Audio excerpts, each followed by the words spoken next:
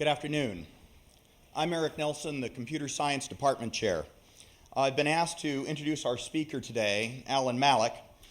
From his bio in the program, you'll discover that Alan graduated Harker in 2005, not 2015, after which he attended Stanford University, where he obtained a BS in mathematics and an MS in electrical engineering.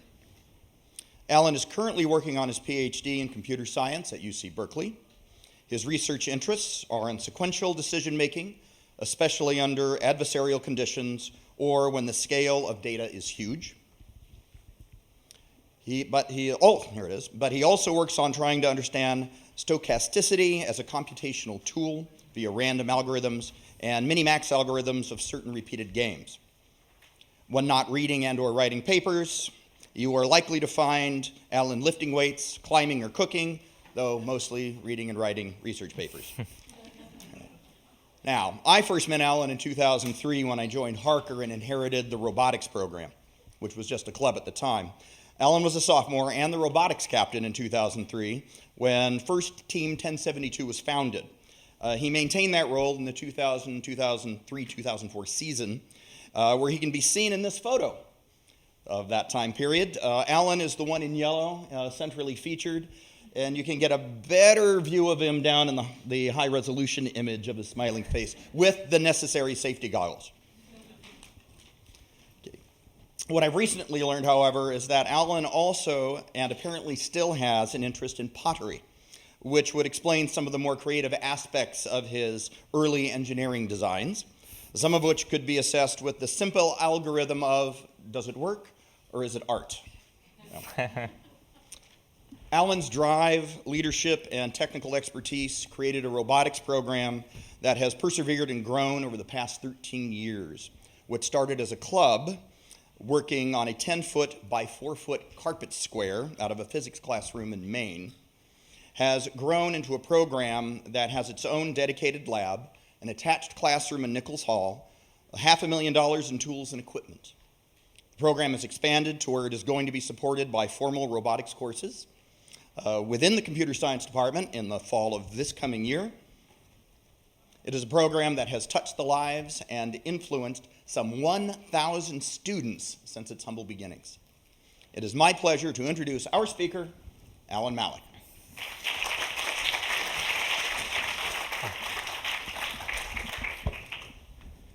Oh, switching time. Thank you, Dr. Nelson. Also, thank you for taking good care of the robotics program all these years. I wouldn't still be around without you. Okay. So, welcome.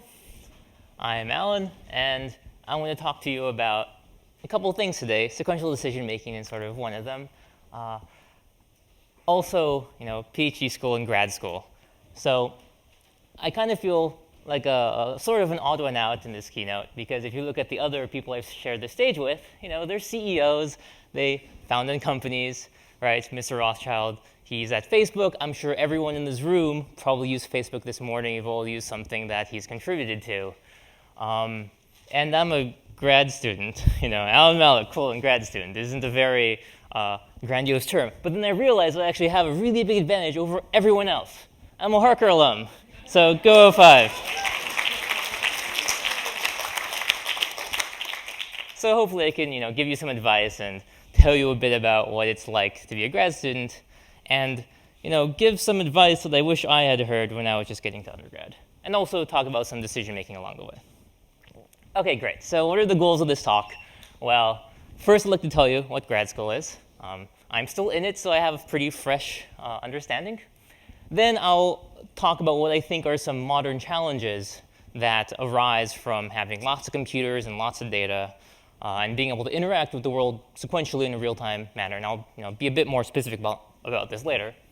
Then I'll whet everyone's appetite with a really cool problem that's simple enough to explain in 10 minutes and to present a result for in 10 minutes, but still complicated enough to give you some non-trivial results. And then finally, what I promised, some advice. So grad school for you, what you should do. If you like research, how should you go about attacking the first couple years of your undergrad? Okay, so what is grad school? Well, when I was trying to figure out if I wanted to do grad school or get a job, someone explained it to me like this. It's a third the pay for a third the responsibilities. But really, it's like a quarter the pay. But there's other benefits too. Right? You don't do it for the money, of course. It has a high opportunity cost, but it's a lot of fun in different areas. So this is kind of what I do.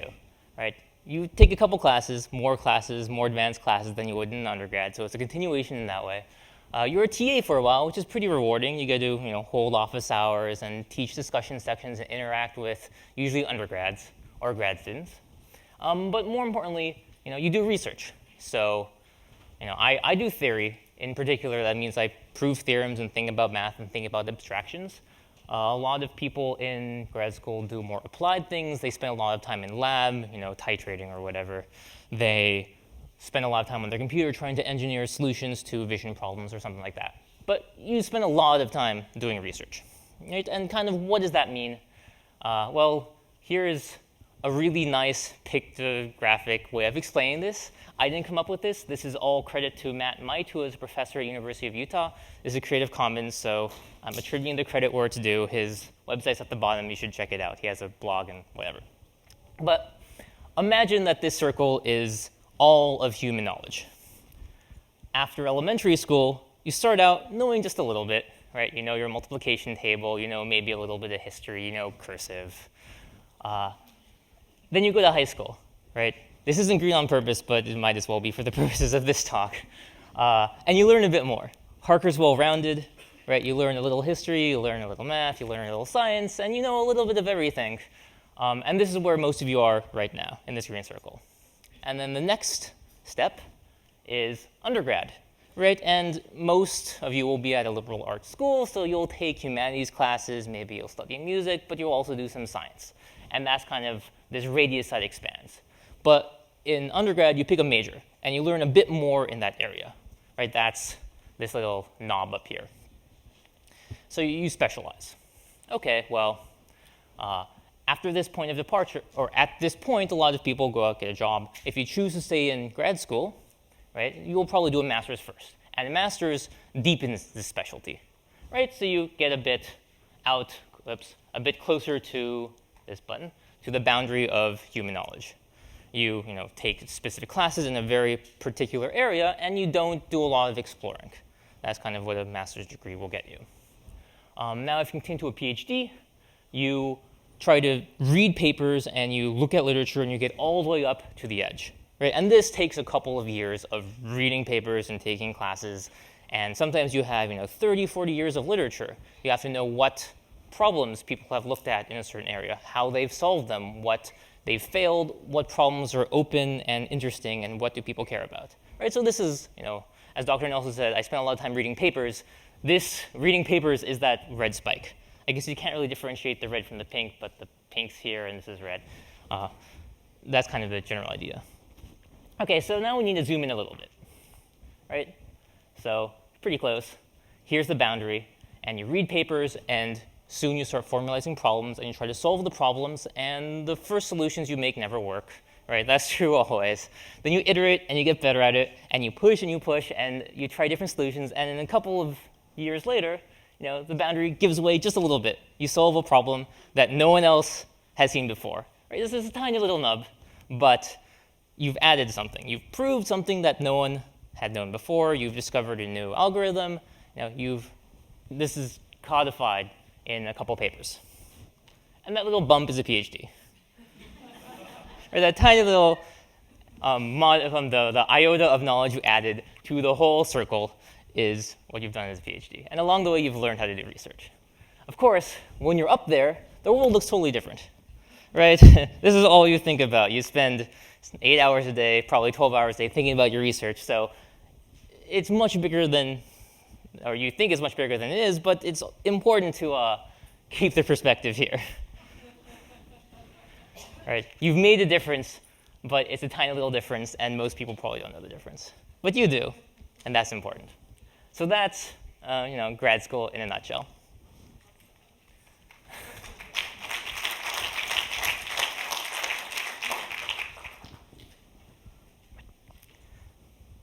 So that's sort of the first part of the talk, right? That's what I do as a grad student. That's the impact you can have.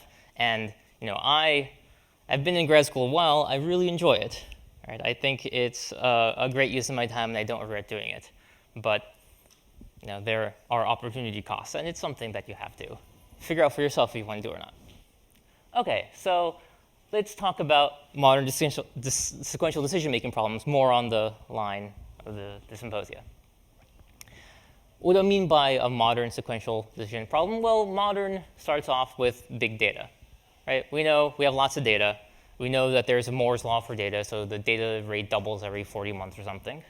And currently, it stands that we make 2.5 times 10 to the 8. I believe that's an exabyte of data every day. Right? To give you some idea, the biggest consumer hard drives you can buy are, let's say, for convenience, 2.5 terabytes. Right? So you need 1 million of these every day if you wanted to write all the data we generate down. I don't think we make that many hard drives ever. So most of this doesn't get written down, but we're still generating tons of data. And it's YouTube comments and memes on Twitter, and all some of it's useful, some of it isn't, YouTube videos. But we're generating tons of data, and it's increasing exponentially. Right? To kind of give you an idea of how quick, the internet has been around for 20 years or so, right? And 90% of the data has been generated in the last 2. Right? The last 2 years, we've made more data than the previous 18. That's really speeding up quite a bit. And there's no indication that it's ever going to slow down. Right? So we're going to have to keep on making more and more data, and we'll have to figure out how to process it. And that's a really big challenge that a lot of people are working on. To give you another sort of number, Google has 100 billion searches every month. Right? Half of them now are for mobile devices. But 100 billion searches, there's only 7 billion people. And of that, maybe a third have internet access. So I think this works out to something like 3.3 billion a day. So as if every other person on the internet did a Google search every day. Every other person on the planet. That is a huge, huge amount of traffic. So we can do a lot with this amount of data. I'm sure the other presenters will get a bit more into this, but we can do a lot of personalization. Right? Your ads are personalized and targeted to you. The reason for this picture is there's a really nice anecdote of what lots of data allows you to do in a very productive way. And this is a photo of Andrew Ng. He was a professor at Stanford who started Coursera, which is an online, not quite a university, but they have classes. The idea was to allow you to take high-level classes, high-quality classes online for free and get a certificate at the end. So I heard him speak 2 years ago, and one of his points really stuck with me. And this is I'm going double mics now. This is in relation to his machine learning class at Stanford. And he said, they had a couple thousand person enrollment. And when you're taking this class, they monitor what you do. They monitor where in the lecture you pause. They monitor what kind of mistakes you make on problems. And they started to see a pattern where a lot of the common mistakes fell into a couple of categories. Right? So they're actually able then to see when students fall into these most common misconceptions and correct them right away to give sort of a very personalized guidance on your education, much like you would have if you had a personal tutor.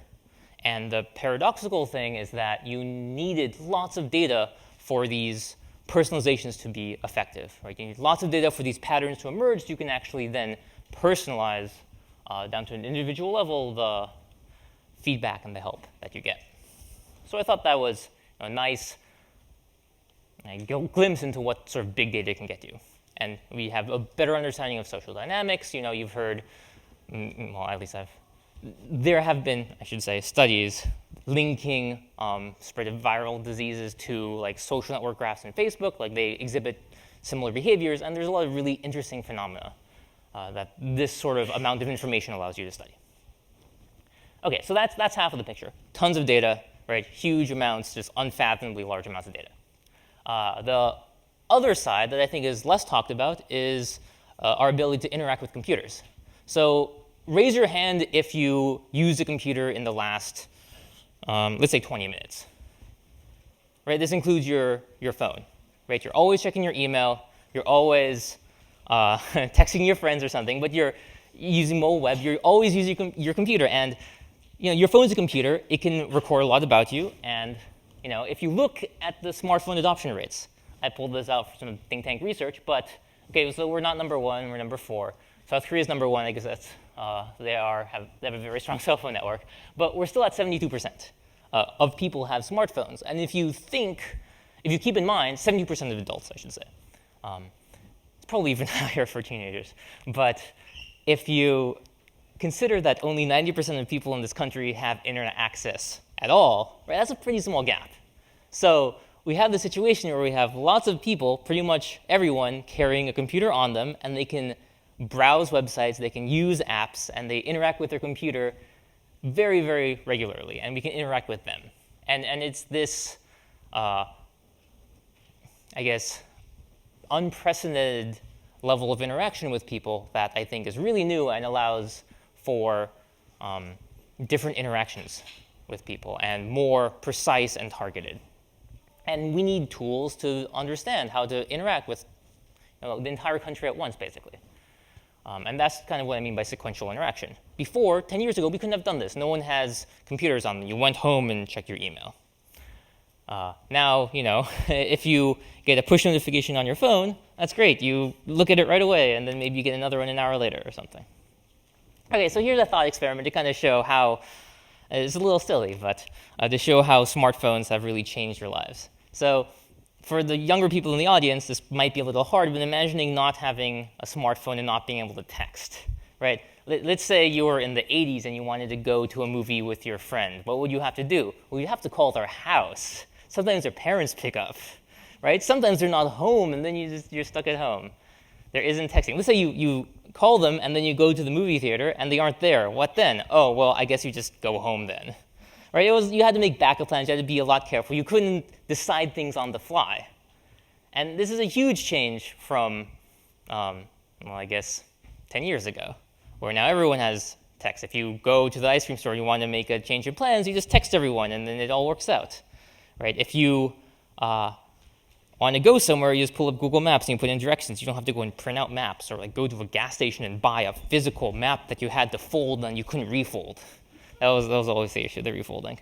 But things have changed. Smartphones have changed, and we need, as designers of computers and as designers of how to interact with people, we need to keep those changes take those changes into account.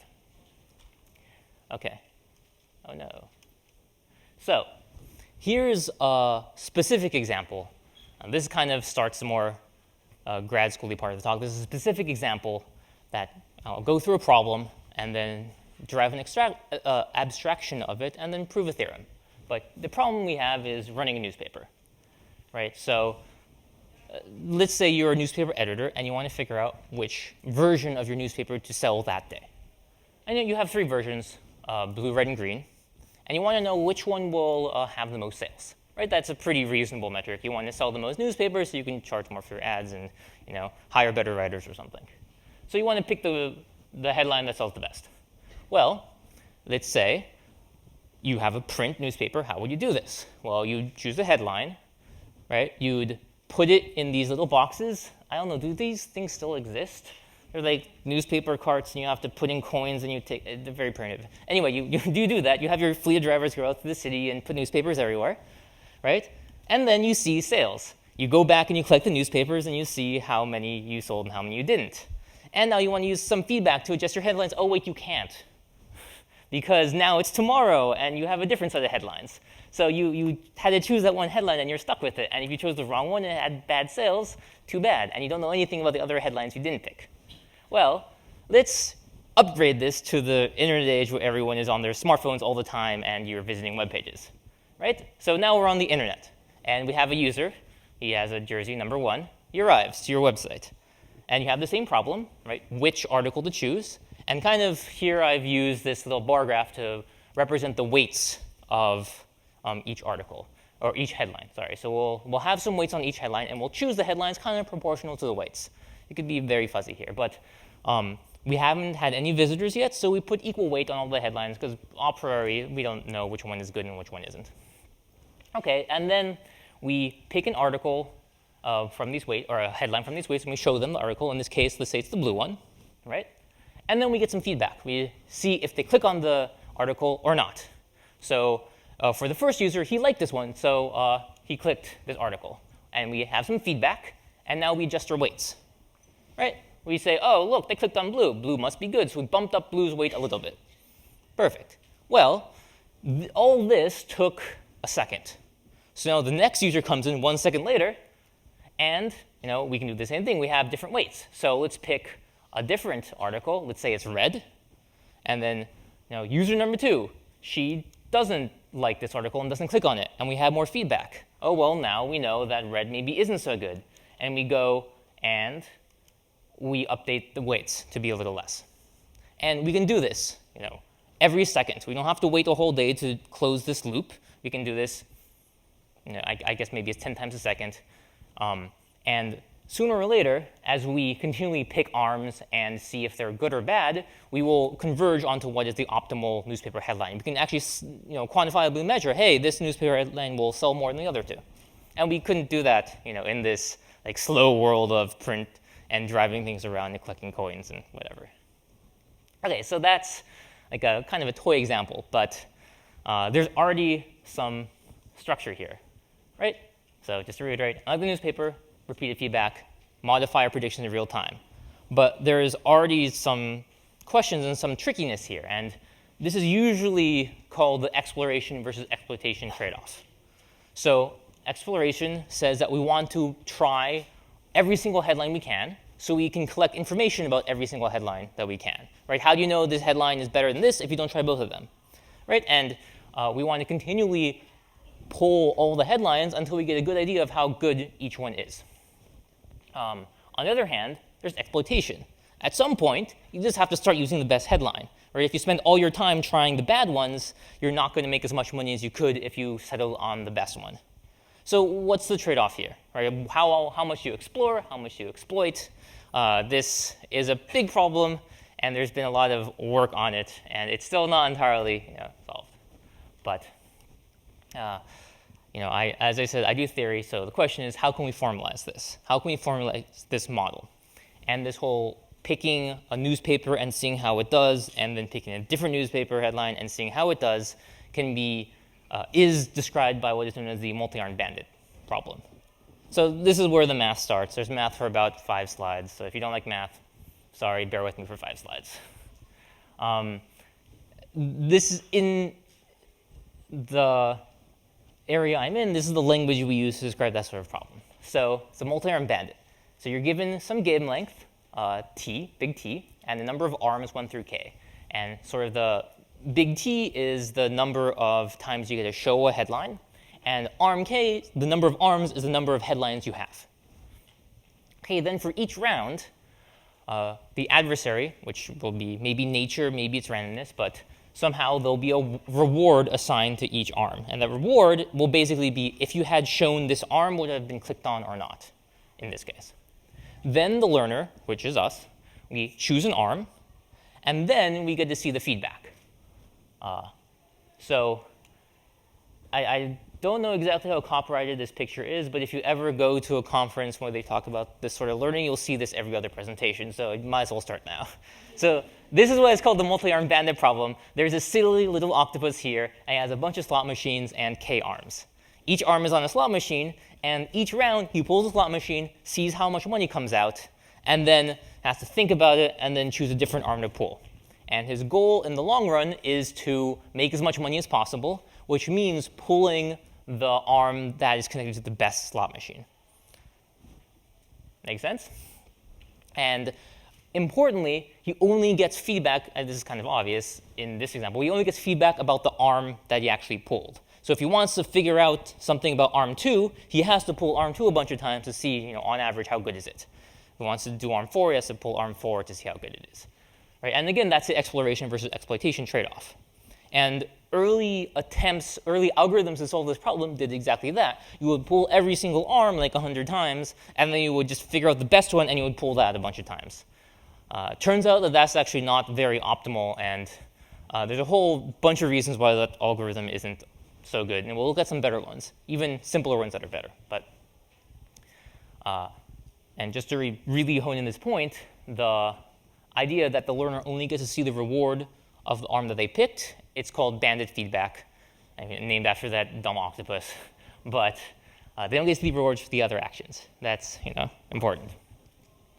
And the other kind of bit here that isn't obvious at all, so I'm going to tell you, is that the learner needs to randomize. Right? They have to select which arm they're going to pull randomly. They can't do it in a deterministic manner. You can show that any deterministic way of picking arms will quickly be defeated by a clever adversary. OK, so that's the game protocol. Right? This is from something called online learning. And we look at how we interact with the world like a sequential game. Nature takes a move. They select the rewards. We take a move, we select an arm, and then we get some feedback. Right? And this is repeated over and over and over again. How can you think about how can you evaluate if a selection strategy is good or not? So we could say, well, if all you wanted to do was to maximize reward, that's pretty hard to do because what the adversary can do is make every single arm give 0 reward all the time, and you have 0 reward, game over. So that's not something that you can ever hope to optimize. It's too hard. So what we tend to do is to look at regret. And this is what the regret is. It's defined to be the reward of the single best arm. Right? So this is the reward if you had played arm 1 every single time, it would have given you some amount of payoff. And this is the reward that you had, trying all these different arms at every time before maybe settling on one. Right? And the difference is the regret. It's the regret of not having known the best arm in hindsight. Right? If I told you what the best arm is before the game started, you would have picked this one every single time. Right? This, just to explain the notation, this is just the sum of the reward of the best arm. Right? You did a max over k. These are the rewards. So this is the reward of the best arm for the entire game length. Right? And this is our reward. You see there's a kt here. So it's the reward we got at time t by pulling the arm that we pulled at time t, summed over the entire game. So that's known as the regret. And these regret minimization algorithms in these sort of online learning framework is very natural because, like I said, you can't do loss. The adversary can always hit you really hard, and you can't possibly get a good loss bound. But you can get good regret bounds, which is kind of the surprising thing. OK, great. So I copied this from the previous slide. But these things are already, this is pretty interesting. Even though this is probably like the simplest repeated game that you can play, or one of the simplest repeating games you can play, there's already some interesting structure. There's the exploration versus exploitation bit. Right? You can imagine that, I want to go back a slide, that if all you did was exploration, then your learner reward wouldn't be so great because you would have pulled all the bad arms about as equally as the good arms. So you really have to hone in. So you want to exploit here. But if you don't explore, right, maybe this max arm you just totally missed. You didn't pull it at all. So you've been pulling some suboptimal arm, whereas the best arm is a lot better, and you just didn't explore that way. So you need to explore too. So again, it's this trade-off between exploration and exploitation that's really central to these sort of ideas. And to make things a bit more complicated, there's an issue of stochastic versus adversarial data. Right? So right now, I kind of pretended that the adversary is an entity that can choose the losses to deliberately make us bad. Right? And there's kind of two main threads in dealing with what kind of data you see as a learner. Right? You can either assume that you're facing an adversarial opponent who will do something to make your life as difficult as possible, or maybe it's nicer and you have stochastic, which means random, right? Which means that you can model the losses you see like a dice roll or a coin flip or something, and just each time you pull a lever, right, the person inside the slot machine flips a coin, and if it's heads, it gives you $1, and if it's tails, they don't. And this happens every single time. And maybe the coin in this case is biased, so coin in the first slot machine lands heads 3/4 of the time. The coin the second slot machine lands heads half the time, so clearly you want to pull the first slot machine's arm, but you need to pull both to be able to measure if the coin on the first one is actually better than the coin on the second one. OK, so that's what I mean by stochastic. So most of machine learning, most of statistics, and I think the other talks you'll hear today will focus on stochastic data. Right? They assume that their data is generated from some random process, that it's basically, you can think of it as just like coin flips. And someone in nature is flipping coins, and then if you see a bunch of these coin flips, right, they kind of will converge to their mean. It's called the law of large numbers. Maybe you've heard of it. You probably will. It just means that if something's random, it tends to be repeatable. Right, if you flip a coin a whole bunch, 100 times, and you see on average how often it was heads, and you flip it another 100 times, the average number of heads is going to be pretty similar to the first average number of heads. So you can predict the average number of heads during the second 100 easily that way. And that's what I mean here, that past data and future data are similar. And this is just fancy talk for the heads is, you get 1, tails you get 0, and mu here is, the probability of heads. But one thing that this online learning framework allows you to do that's really nice is deal with adversarial data.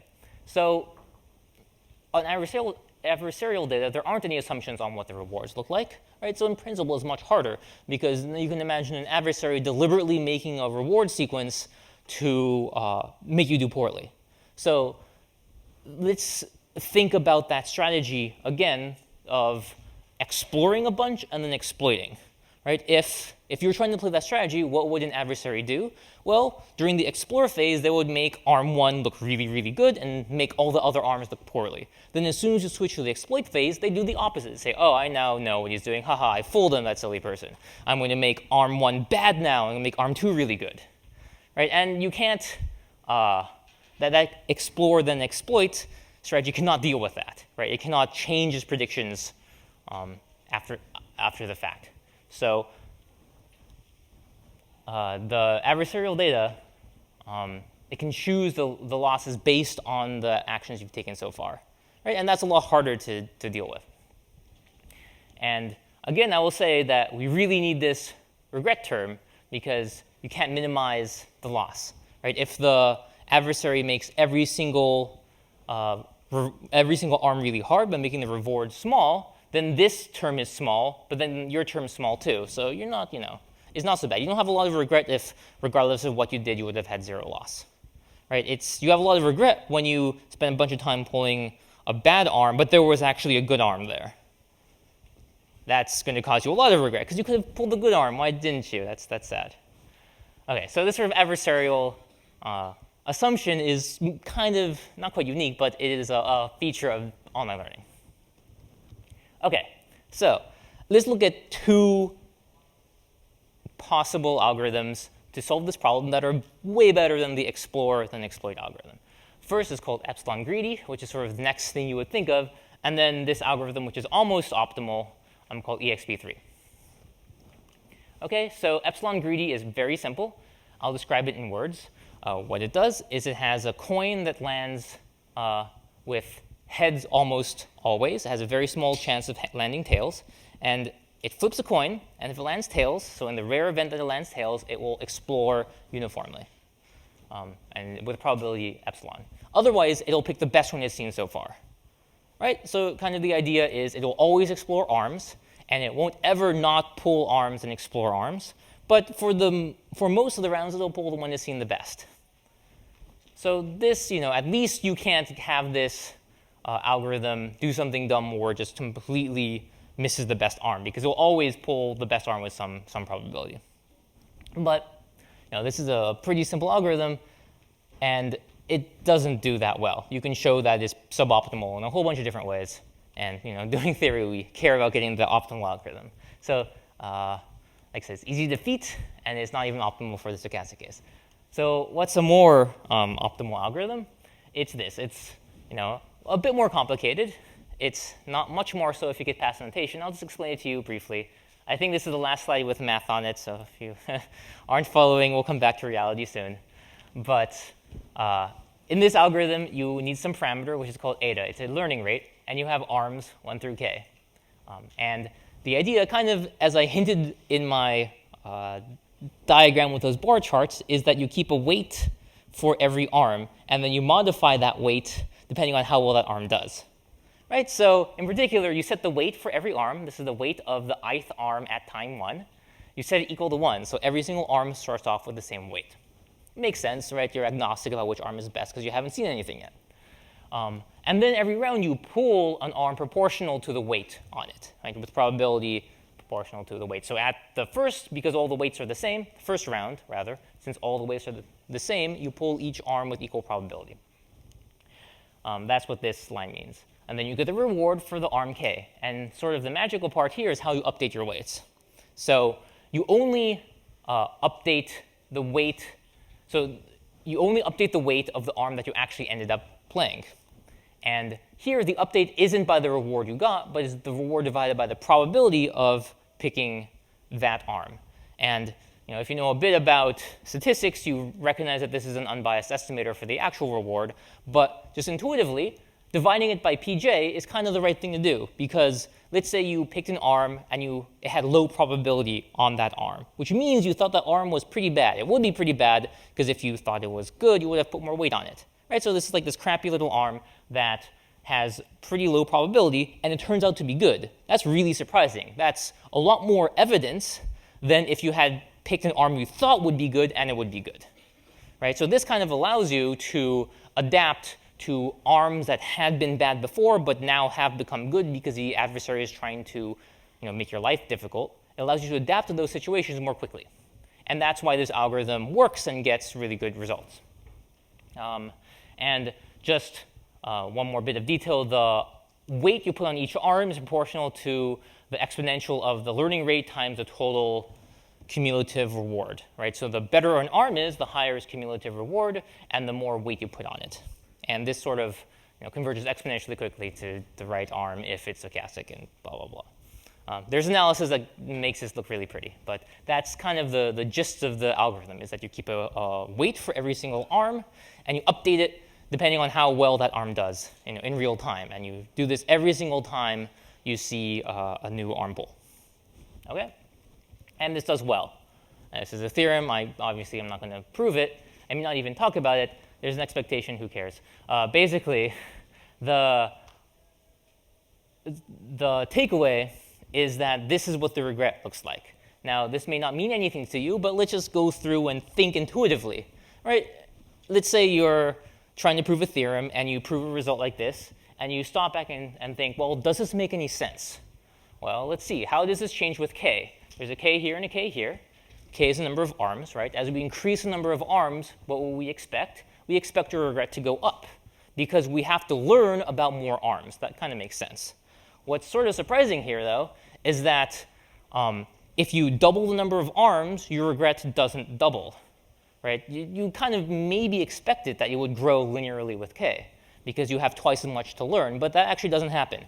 This grows a lot less quickly than k, right? It grows like k log t. So if you quadruple the number of arms, your regret about doubles in a little bit. Also, now let's look at the t dependence. Remember, t is the number of rounds you have to play. Right? So in particular, if your regret grows linear in t, that's really bad, because you could just pick the same arm every time, or you could randomly pick an arm and get linear regret. Right? If your regret is growing like t, that means you aren't learning anything. So the fact that this grows slower than t, right? This only grows like square root of t. That actually means we're learning something.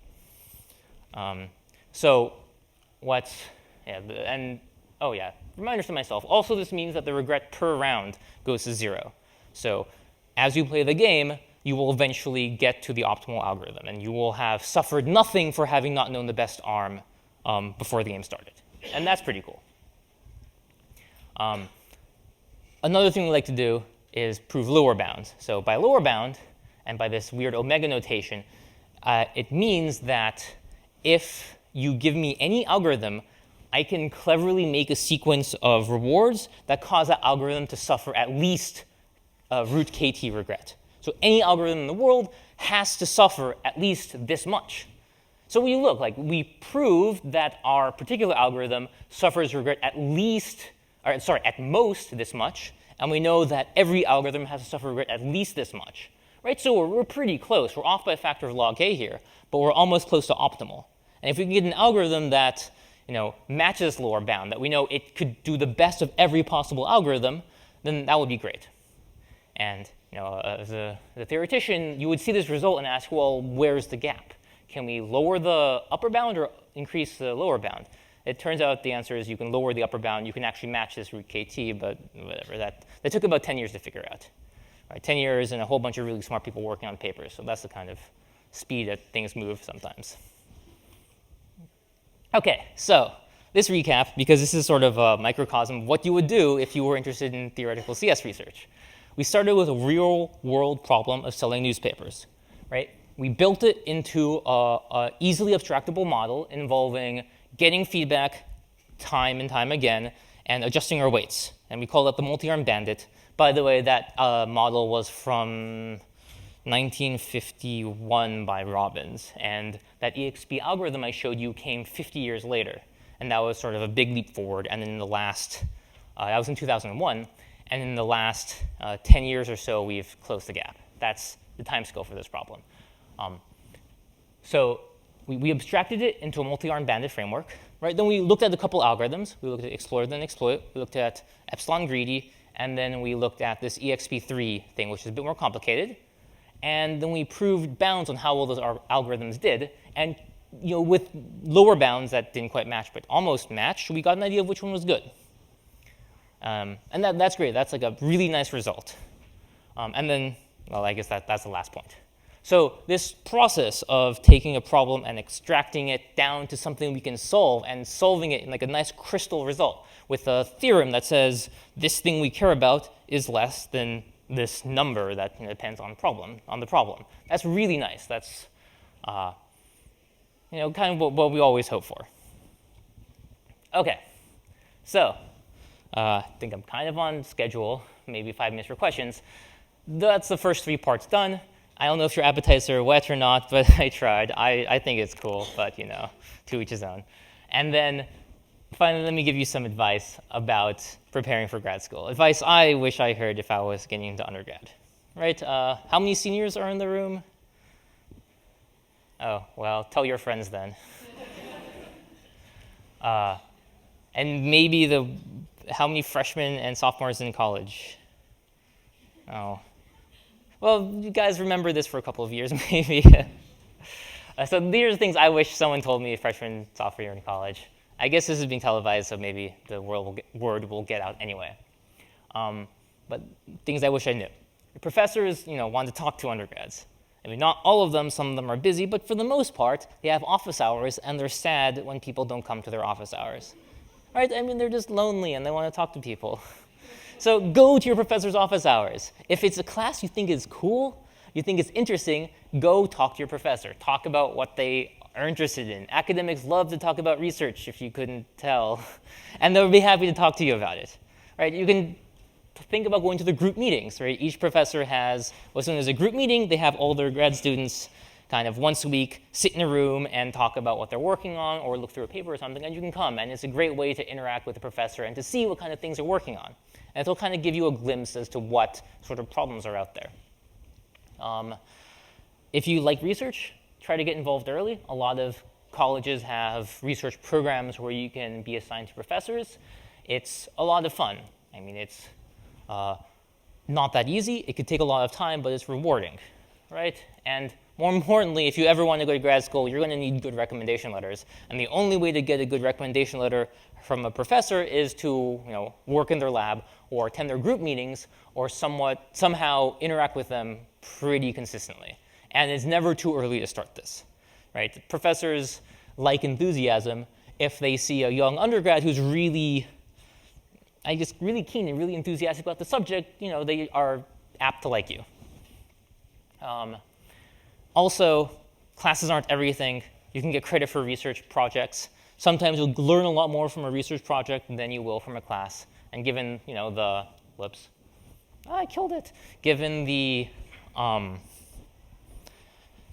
research project I've seen today, that's probably a message that a lot of you have gotten already. But research is fun. And also, this is very important, just a general life goal. Failing is part of it. Right? For every 10 ideas you try, maybe one of them will work, but most won't. Right? And your success as a researcher and your success on projects isn't, how many things you tried worked. It's really how well you took the feedback of all the failed tries. Right? Life is like a bandit problem. When you pull an arm by trying a certain research method, you don't know if it's going to work or not before you pull that arm. You have to explore. And by the nature of exploring, most of the attempts are going to fail, and that's fine. Everyone does that. The really successful people have probably just racked up more failures on the way to becoming successful. And that's, I think, very important to keep in mind. OK, finally, last slide. Is a PhD for you? Well, I mean, maybe you have some better idea now, but I'll make a pros and cons column. Here's the pros. Research is pretty fun. Now, you get to latch onto something, and you have the thrill of solving a problem, the thrill of being the first person to solve it. I guess that's sort of this. Become an expert in something. Remember that little bump at the very end? Well, that's a tiny bump, but it's your bump. You can be very independent, right? There's not a lot of, the hours are very flexible. You can embellish your hobbies. That's great. Exciting problems. I think I said that twice. And it can be rewarding. And the cons, it's very often frustrating. Like I said, there's a lot of failed attempts before every successful one, and that's something that's easier to swallow if you know that going in. The pay's not so great, the hours are long, you'll spend a lot of time in lab. And if you aren't really angling towards academia, a PhD may not be so useful. And this is surprising to some people, but academics like politics. Well, they don't like politics, but there is a lot of politics in academia. So if you're going into academia to try to escape politics, you won't. You can never escape it. Sorry. Good to know that now and start practicing and being good at it before it's too late. And I think with that, I will conclude. So thank you.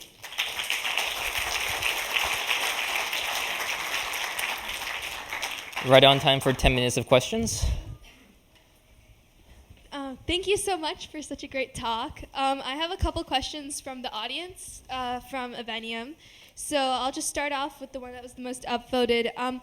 Where do you draw the line between collecting data and the invasion of privacy?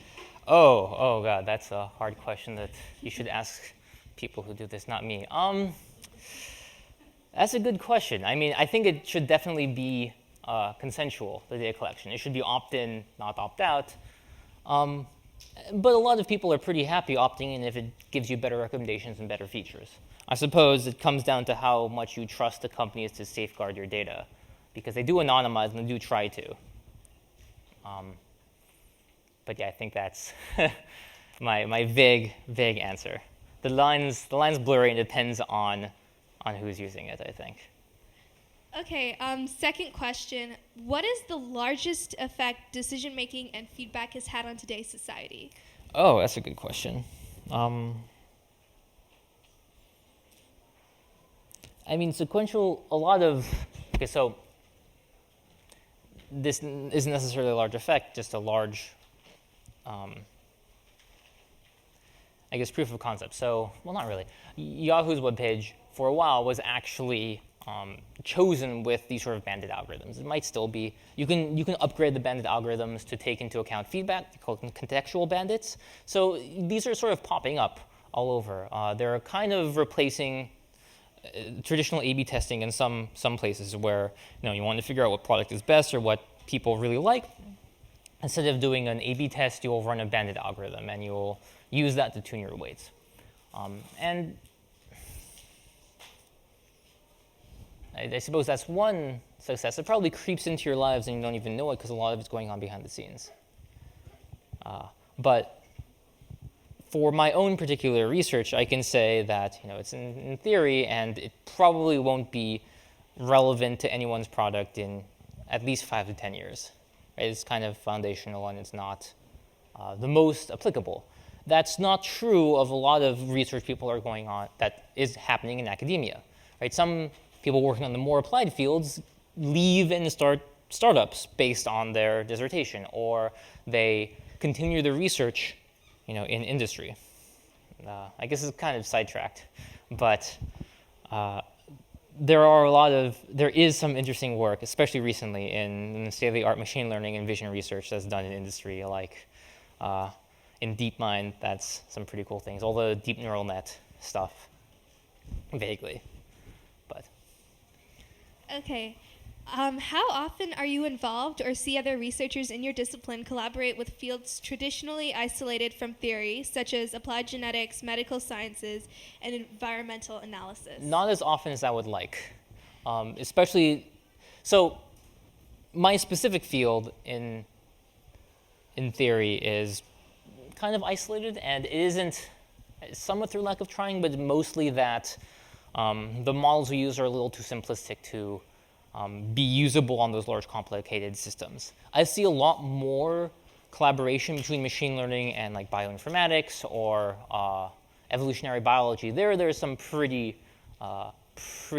well, I guess, entrenched collaborations where the biologists have tons of genomic data, and we have people who are good at analyzing genomic data. So it's a pretty natural collaboration. It really depends where you are. There's also more collaboration using like computer vision to identify tumors or to look at brain scans and things like that. So there's more on the applied end, a lot of collaboration, less so with the theoretical. What are some of the most pressing problems you're working on or hope to work on? Personally, I mean, there's small problems that I can't really begin to give the context of. It would just be nice to understand, I guess, the limits of these sequential decision-making algorithms and understand how to better scale them up with data as just a general research agenda, I guess. A lot of the algorithms we have don't work when you have billions of data points. You just can't run them. They don't fit on the computer, so you have to do things differently. You have to approximate, and how you do these approximations really affects the quality of the results you get. And we're not really so good at, so far, porting a lot of these online learning ideas to large spaces. Okay, thank you. I think we're just out of time. Thank Great. you again for your talk. Thank It you, was guys. great.